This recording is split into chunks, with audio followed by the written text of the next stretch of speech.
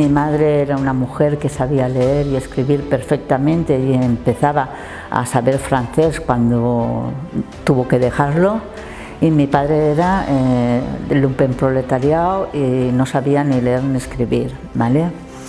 El ambiente de mi casa era un ambiente de mucho miedo, como el resto de familias españolas, después de perder la guerra.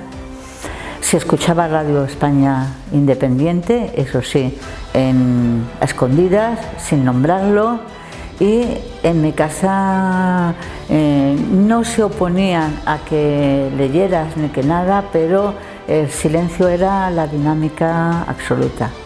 Tengo un abuelo republicano, un abuelo anarquista. El jefe de ventas se llamaba Francisco Serrano.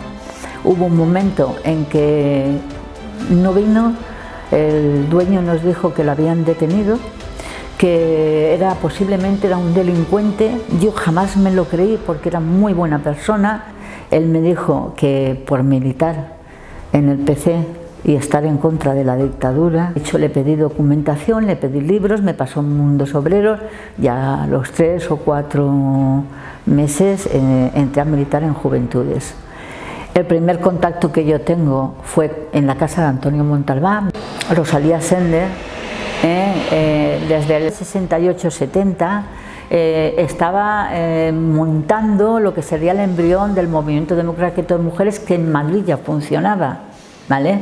A través del Ateneo Mercantil. Aprovechando el Año Internacional de la Mujer, celebramos por primera vez el 8 de marzo, pero el MDM tuvo un papel muy importante. De hecho, estuvo en la Junta Democrática, porque como movimiento feminista, quien se vio con la dictadura fue el movimiento democrático de mujeres, mujeres universitarias, y creo que algún grupo en algún territorio más. En mi barrio, que es el barrio de Orriols, un grupo de mujeres legalizar la cooperativa para montar una guardería, y fue la primera guardería que hubo, o sea, que solamente éramos mujeres. Entonces hubo un momento en que se nos amenazó con acabar el concierto que tenían, y entonces suponía que nos podíamos ir a la calle todo el mundo. Entonces la Comisión Obrera empezó a hacer un trabajo por las salas y todo, y hubo una gran movida. Al final se paralizó y nos aprovechamos para presentarnos